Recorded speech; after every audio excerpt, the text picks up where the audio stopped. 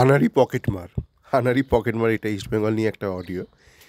তা আজকে আমার ছুটি, তো ভাবলাম একটু বারান্দায় দাঁড়িয়ে একটু আকাশ দেখতে দেখতে, খোলা আকাশ এবং পাখির ডাক শুনতে শুনতে এই অডিওটা করা যাক। আনাড়ি পকেটমার কেন বলছি? দেখুন, একটা ভালো পকেটমার হতে গেলেও একটা অনুশীলন দরকার, একটা ন্যূনতম একটা অনুশীলন দরকার। যে কোনো পেশা, আপনি ভালো ডাক্তার হতে চান, ভালো চোর হতে চান, ভালো উকিল হতে চান, আপনাকে আপনার পেশার জন্য একটা ন্যূনতম পড়াশোনা করতে হয় এবং একটা টাইম দিতে হয়, আপনি যদি সেই পেশায় সফল হতে চান।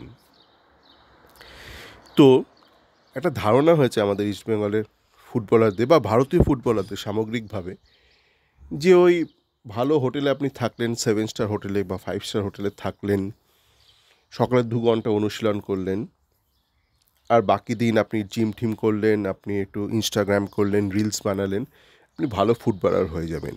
এবং দেখছেন কি হয়েছে, মানে কি অবস্থা ভারতীয় ফুটবলে। এই প্রসঙ্গে বলা যাক, গতকাল রাত্রে এই বিষয় নিয়ে আলোচনা করছিলাম যে ইস্টবেঙ্গল প্লেয়ারদের, যারা স্থানীয় প্লেয়ার, অপ্রতিষ্ঠিত, বেশিরভাগ কিন্তু অপ্রতিষ্ঠিত সৌভিক ছাড়া, এদের প্রত্যেকের উচিত একটা করে পার্সোনাল কোচ রাখে। এটা আমি অনেক দিন ধরে আলোচনা করছিলাম আমার যে টুইটার ফোরামে লেখালেখি করি। তো কালকে দেখলাম সে আলোচনায় হঠাৎ করে মানে নিজে থেকেই ঢুকে গেলেন দুজন ব্যক্তি। একজন হচ্ছে আপনাদের এই কলকাতা যে ইউনাইটেডের কোচ রয়েছে স্টিভ, বেলজিয়ান কোচ উনি, এবং তার একটু বাদে ইস্টবেঙ্গলের যেই প্রাক্তন ব্রাজিলিয়ান ছিল ডগলাস। তো এনারাও কিন্তু একই কথা বলছেন, ঠিক আছে। তো ডগলাস দেখলাম দুটো টুইট করেছে এই বিষয়ে, এবং স্টিভ তো করেইছে। তো স্টিভ একটা মন্তব্য করেছে টুইট করে, সেটা নিয়ে একটা আলোচনা করব অল্প।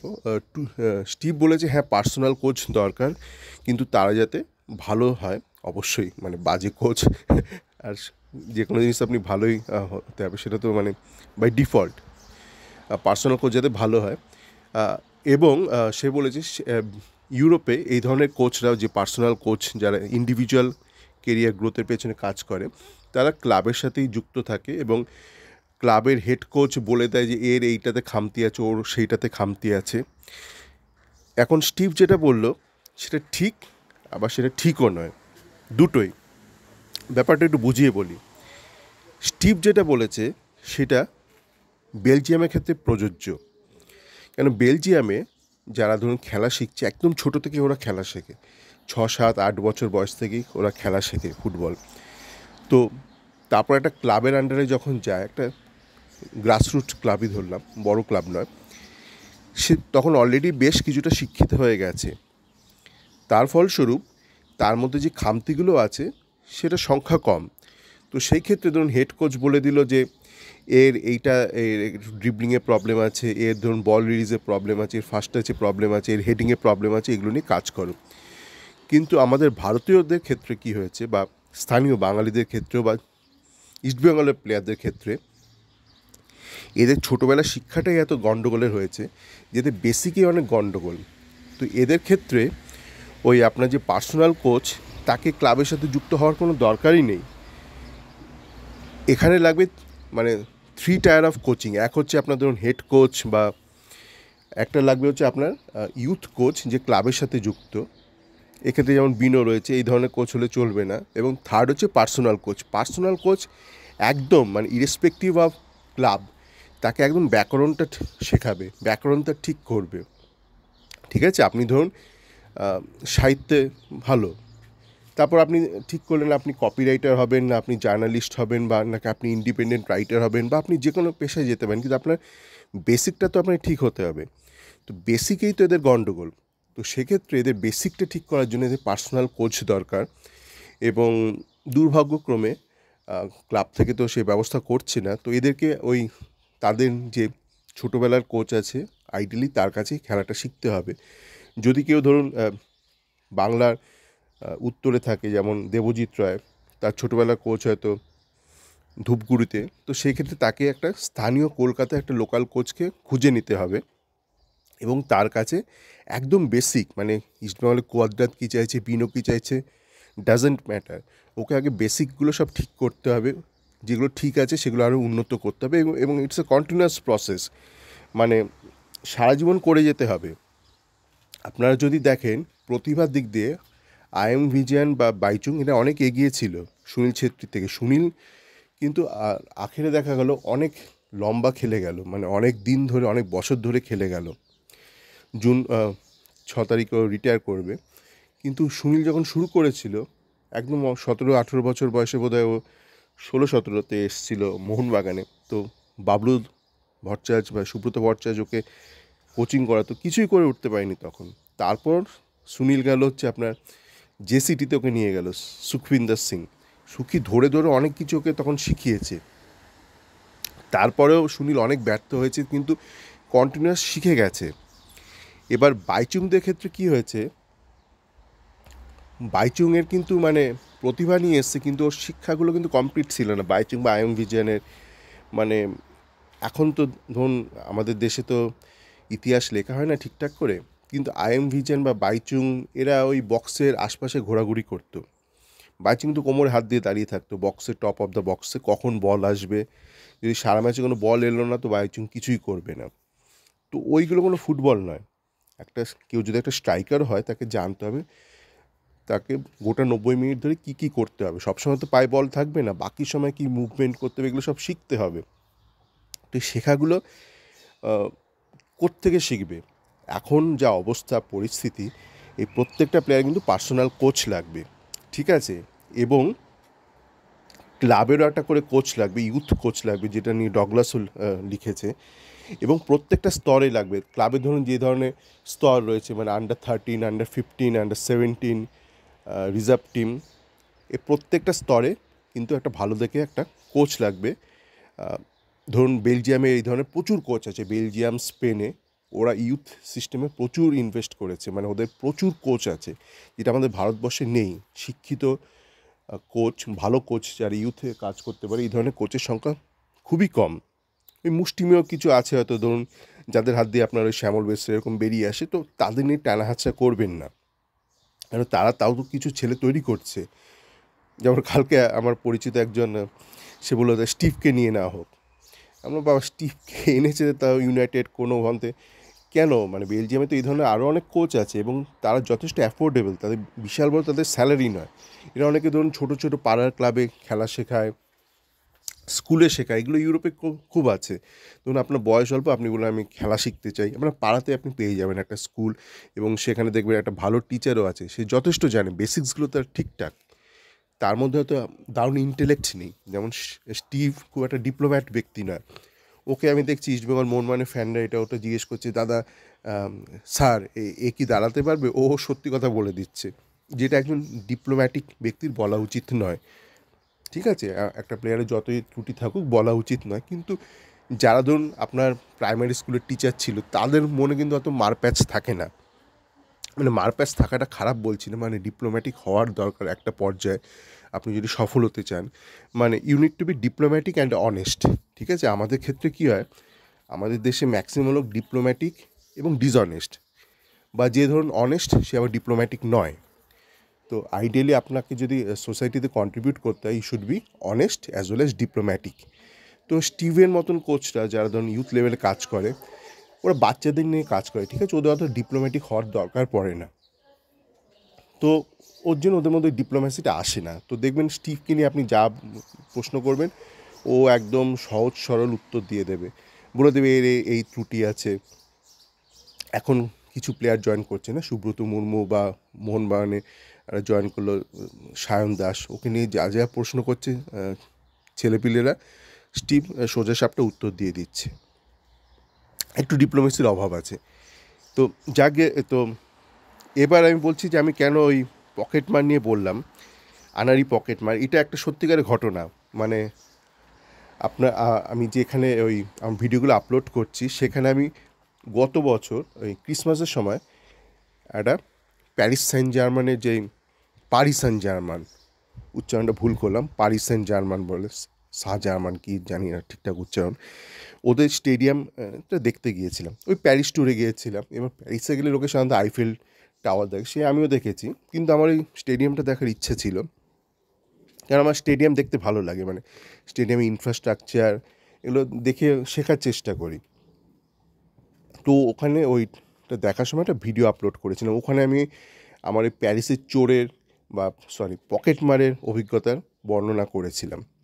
তো ওই 2-3 দিন ছিলাম, 3 নাইটস বোধহয় ছিলাম, 4 নাইট ভুলে গেছি, 3 নাইট 4 ডেজ প্যারিসে ছিলাম। তো তখন দুবার ওই পকেটমারের সম্মুখীন হয়েছিলাম। একবার একটা অল্প বয়সী মেয়েদের গ্রুপ ওখানকার মেট্রোতে উঠতে গিয়ে, আরেকবার বাসে উঠতে গিয়ে। সে টোটাল আনাড়ি, মানে এই ধরনের পকেটমার যদি আপনার কলকাতায় আসে না, ও দুদিনে পাবলিকের মারকে মানে পকেটমারই ভুলে যাবে, নিজের পকেট হাতড়ে বেড়াবে, এত আনাড়ি। মানে সেক্ষেত্রে কী দাঁড়ালো যে আপনাকে যদি ভালো পকেটমারও হতো, আপনার কিন্তু অনুশীলন প্রয়োজন। এবার এরা ওই বিদেশিদের নিয়ে হ্যান্ডেল করে, যেসব দেশে ধরুন পকেটমার নেই সেসব দেশের লোকদেরকে এরা হয়তো পকেট মেরে দেয়। কিন্তু আমরা যারা ধরুন কলকাতায় বড় হয়েছি, তা আমরা তো একটা একটা পকেটমার সম্পর্কে সচেতন না একটা। তো এই ধরনের লোকের পকেট মারতে গেলে একটু মুশকিলে হবে। যেমন ওই ছেলেটার কথা বলছি, যে ছেলে পকেটমারটা একদম সুদর্শন পুরুষ, মানে দেখলে একটা বাঙালি মেয়ে হয়তো ফিদে হয়ে যাবে, মানে যেরকম আসে না এখন দেখবেন অনেক মরাখিকো সাহেব কলকাতায় আসে, ব্লগ টক বানায়। এবার সে যদি এবার ইস্টবেঙ্গল এই ব্লগ বানায় তো সবাই গদ হয়ে যায়, সাথে সাথে শেয়ার করতে শুরু করে দেয়, সাহেব বানিয়েছে ব্লগ আমাদের ক্লাব নিয়ে। ওরকম মানে একটা বাসে উঠছি, সন্ধেবেলা হয়ে গেছে। এবার বাসে ওঠার সময় আমার ওই প্যান্টটাতে ওই অনেকগুলো পকেট, কী প্যান্ট বলে ভুলে গেছি, ওই যেগুলো টিপিক্যাল লেবার ক্লাস লোকরা পরে, মানে অনেকগুলো পকেট থাকে, নিচে পকেট মানে হাঁটুর লেভেলে পকেট। তো ওই পকেটে আমার একটা বোতাম আছে, এবার বোতামটা না একটা অফ সেন্টার, মানে ঠিক মাঝখানে নয়। এবার আমার ওখানে আমি পার্স রেখে দিয়েছি, পার্সে অবশ্যই দরকারি সব কিছু রাখিনি, কিছু টাকা পয়সা শুধু রেখেছি, কেননা জানি পকেটমার হতেই পারে। তো এবার পকেটমার হয়ে যদি আমার সব কিছু ইম্পর্টেন্ট ডকুমেন্টস চলে যায় তাহলে মুশকিল একটা বিদেশে গিয়ে। তো ওই পার্স রেখেছি, এবার পার্সে অনেক কিছু কাগজ ফাগজ, এখানে পার্স মোটা হয়ে আছে। এবার পকেটে রেখেছি হাঁটুর লেভেলে পকেটে, এবার পকেটটা আছে ফুলে, মানে উপর থেকে একটু ফাঁক রয়েছে, কিন্তু আবার বোতামটা ঠিক মাঝখানে নয়, একটু সরে রয়েছে। এবার আপনি দেখলে মনে হবে খোলা, আপনি হাত ঢোকালেই বার করতে পারবেন। এবার আমি যখন বাসে উঠছি, এবার পেছন প্যান্টটা ছিল হঠাৎ নিচু হয়ে, মানে উপু হয়ে, মানে কী একটা করছে। আমার মনে তো সন্দেহ আছে, জানি তো এই মালগুলো সব পকেট মার এই প্যারিসে এখন সাহেবগুলো। তো দেখি আমার ওখানে হাত দেওয়ার চেষ্টা করছে, আমি বলি কী হচ্ছে বলে উঠে পড়েছি বাসে। এবার এমনই গর্দভ পকেট মার, আবার তার মান সম্মান বোধ আছে, মানে একজন খয়েরি চামড়ার কেউ অপমান করলো বা একটুখানি হ্যাটা করলো, সে আবার বাসে উঠেছে। আমি তো বাসে উঠে বসে আছি আমি একটা সিটে। এবার সে আমার পরপর উঠে আবার আমাকে অ্যাপোলোজাইজ করছে, না মানে সেরকম কিছু না, সে করে ইংরাজিতে একটা ওই ফরাসি মার্কা একটা ইংরাজি একটা কিছু বলে বেরিয়ে গেল। সেরকম ওই তার আগের দিনে ওরকম একটা এক গাদা মেয়েদের দল কোত্থেকে এসছে জানি না, মানে মনে হয় ওই সব ইস্ট ইউরোপ থেকে এসছে, উঠে হোলা করতে, মানে আমার সাথে যে ছিল ওনার পকেট মারার চেষ্টা করেছিল তার পার্স থেকে। তা হেই কী হচ্ছে এগুলো, তখন ও হোলা করে চলে গেল। তো এই হচ্ছে বিষয়, আপনি যাই করতে চান না জীবনে, আপনি যদি ভালো ফুটবলার হতে চান কি ভালো পকেটমার হতে চান, আপনার কিন্তু অনুশীলনটা খুবই প্রয়োজন। এই যেমন এই বছরের শুরুর দিকে দুবার গিয়েছিলাম এই কলকাতায়। প্রথমবার যখন গেলাম তখন একটা বিদেশি দূতাবাসের একজন উচ্চপদস্থ একজনের সাথে দেখা করেছিলাম। তো উনি তখন বলেছিলেন, ও তুমি আজকে অ্যাভেলেবেল আছো, তুমি চলে এসো, আমি ইস্টবেঙ্গলের মেয়েদের অনুশীলন দেখতে যাব। আমি গেলাম ওনার সঙ্গে দেখা করতে, গিয়ে দেখলাম মেয়েদের অনুশীলন হচ্ছে ইস্টবেঙ্গল মেয়েদের টিমে। এবার অনুশীলন শেষে উনি জিজ্ঞেস করছে, তোমরা কতক্ষণ অনুশীলন করো? বলছে আমরা 2 ঘন্টা করি। বলছে বাকি সময়? তখন ফ্যাল করে, মানে যারা রয়েছে টেকনিক্যাল টিমের কোচ টোচ করে চেয়ে আছে। বলছে মেয়েরা নিজেদের মতন থাকে, ওই ওরা এখানে দেখাচ্ছে, ওই এখানে থাকে, একসাথে থাকে, ওই ইনস্টাগ্রাম করে, মেয়েরা খিলখিল করে হাসছে, ওই হয়ে গেল। মানে সে তো মানে মানে পারলে ওখানে উল্টে পড়ে যায়, মানে গোটা দিনে 2 ঘন্টা অনুশীলন করছে, তারা নাকি IWR এর প্রস্তুতি করছে। এবার আপনি মেয়েদের কথা শুনে হেসে পড়ে যেতেই পারেন, কিন্তু এটা ছেলেদের ক্ষেত্রেও প্রযোজ্য। ছেলেরা দেখবেন সবাই চলে যায় তো, মানে ইউটিউবার সবাই চলে যায় ভিডিও করতে, মিষ্টির হাঁড়ি ফাড়ি নিয়ে চলে যায়। এবার ও কতক্ষণ অনুশীলন করে, থাকে তো সব 5 স্টার বা 7 স্টার ওই হোটেলে, নব হোটেলে থাকে। এবার হোটেল থেকে করে কি এরা ওই সল্ট লেকের ট্রেনিং গ্রাউন্ডটা ভাড়া নেয় বা আপনার সেন্টার অফ এক্সেলেন্সের মাঠটা ভাড়া নেয়, ওই 2 ঘন্টার মতন ভাড়াটা নেয়। ওই দিনে 2 ঘন্টা এরা অনুশীলন করে, ঠিক আছে, ফুটবল অনুশীলন। বাকি সময় এরা নিজেরা ওই জিম ঠিম করে, জিম করতে করতে ইনস্টাগ্রাম রিল টিল পোস্ট করে, আর নয়তো ওই এটা ওটা করছে, ভিডিও গেমস খেলছে। তো আপনি একটা সিরিয়াস পেশায় রয়েছেন, আপনি আপনার টিমে 4খানা বিদেশি প্লেয়ার খেলছে, আপনি তাদের সঙ্গে খেলছেন, আপনার প্রস্তুতি কি আপনি দিনে 2 ঘন্টা অনুশীলন করছেন। এবার আপনি বলতে পারেন কই বিদেশিরাও তো 2 ঘন্টা করছে, কিন্তু আপনারা দেখুন কোন ধরনের বিদেশি, তারা মানে ছোটো থেকে খেলা শিখে এসছে, আপনি তো খেলতেই পারেন, আপনি বল ধরতেই পারেন না। বিষ্ণুদের নিয়ে এসছে ধরুন বিনোরা, এ তো মানে বেসিক্সের গণ্ডগোল, এসব বল যেখানেই পায় ড্রিবল করতে শুরু করে দেয়, মানে কিছুই মাথায় নেই, মানে যেখানেই বল পাবে ও ড্রিবল করতে শুরু করে দেবে, যেন ক্ষেপের মাঠে খেলছে, ছোট্ট বা গলিতে খেলছে। তো এই তো বেসিক এদের শিক্ষার লেভেল, ঠিক আছে। তো আপনারা যারা হইচই করছেন যে ও সুব্রত মুর্মু জয়েন করেছে, চাকুমান্ডি জয়েন করেছে, শ্যামল বেসরা, মৈতোষ রায়, এদের প্রত্যেকেরই সফল হওয়ার দারুণ সম্ভাবনা আছে, আবার ব্যর্থ হওয়ারও দারুণ সম্ভাবনা আছে, ঠিক আছে। আর এর পেছনে কোনো রকেট সায়েন্স নেই, কোনো ম্যাজিক নেই। একে কিন্তু কন্টিনিউয়াস ইমপ্রুভমেন্ট লাগবে এর ফুটবল স্কিলে। কেন অনেক ক্ষেত্রে কী হয়, মানে যা ধরুন এই মরাখেকো সাহেব, এরা ইউরোপে চাকরি পাচ্ছে না, এরা ইন্ডিয়ায় চলে যায় কাজ করতে, ক্লাবগুলোতে হেড কোচ হয় বা ন্যাশনাল টিমের কোচ হয়ে যায়। এবার এদেরকে তো থাকতে হবে, মানে ইন্ডিয়ানদের হাফ প্যান্ট পরে, ইন্ডিয়ানদের টুপি পরাতে হবে। তো তখন এরা এসব ঢপ মারতে থাকে, ও ইন্ডিয়ানদের দারুণ স্কিল, দারুণ প্রতিভা এসব বলতে থাকে। আর ইন্ডিয়ানরা গদগদ হয়ে যায়, ও সাহেব এসে আমাদের প্রশংসা করছে। এবার বছরের পর বছর কিছুই হয় না, এ করে ওর চাকরির মেয়াদটা পার করে ইন্ডিয়াকে টাটা বাই বাই। তো বেসিক সত্যি কথা হচ্ছে ইন্ডিয়ান প্লেয়ারদের প্রচুর গণ্ডগোল আছে, টেকনিক্যাল স্কিলে প্রচুর গণ্ডগোল। ওই সাহেবদের কথা শুনে নাচবেন না। এর গণ্ডগোল আছে মানে কি আপনি তাহলে খেলা ছেড়ে দেবেন? না, খেলা ছাড়বেন না, গণ্ডগোলটা শুধরোতে হবে। এবার শুধরোবেন কী করে? আপনার ক্লাব আপনাকে সাপোর্ট করছে না, যেটা স্টিভ বলছে, বেলজিয়ান কোচ, যে ক্লাবের কোচ থাকা দরকার। ক্লাবের কোচ নেই এই মুহূর্তে, সেক্ষেত্রে আপনাকে পার্সোনাল কোচই রাখতে হবে। যেমন রঞ্জন ভট্টাচার্য দেখছে আপনার সৌভিককে, ছোটোবেলার কোচ সৌভিকের ছোটোবেলার কোচ রঞ্জন, শ্যামল বেসরা আছে, কার্তিক কিস্কু, এবং প্রত্যেকটা যারা স্থানীয় প্লেয়ার জয়েন করেছে তাদের কিন্তু একটা কোচ জোগাড় করতে হবে। এবং ওই হোটেলে থাকা চলবে না, আপনাকে এমন একটা জায়গায় থাকতে হবে, সে ক্লাবের সঙ্গে কথা বলে ব্যবস্থা করে নিন, এমন একটা জায়গায় থাকুন যেখানে সামনে যেন কোনো একটা মাঠ থাকে। ধরুন সকালে ক্লাবের অনুশীলন হলো, তো বিকেলে আপনি গিয়ে ওই মাঠে গিয়ে, বাড়ির সামনে মাঠে গিয়ে নিজে নিজে অনুশীলন করলেন। এগুলো কিন্তু আগে অনেকে করতো, শিশির ঘোষ থেকে শুরু করে অনেকে এই অনুশীলনগুলো করতো, কিন্তু এখন এরা কেউ কিছু করে না, তাই এদের খেলাও আর এগোয় না। মানে এত টাকা রয়েছে, এত 5 স্টার হোটেল রয়েছে, ট্রেনিং ফেসিলিটি রয়েছে, আগে তো কোনো ট্রেনারই ছিল না। ইন্ডিয়ান ফুটবলের প্রথম ট্রেনার নিয়ে এলো আপনার সুভাষ ভৌমিক, ওই একটা সাউথ আফ্রিকা থেকে একটা রাগবির ট্রেনারকে ধরে এনেছিল, তার আগে তো এই কোচরাই ট্রেনিং করাতো। তো এখন এত ধরুন এইসব কোচ ফোচ এসছে, কিন্তু তবুও ভারত দিনকে দিন পিছিয়ে যাচ্ছে। তার একটাই কারণ, এই যে সস্তায় বাজিমাত, কিছু করব না, কোনো অনুশীলন করব না, আর ম্যাজিক দেখাবো, সেটা কখনোই সম্ভব নয়, কোনো পেশাতেই সম্ভব নয়। সকলে ভালো থাকবেন।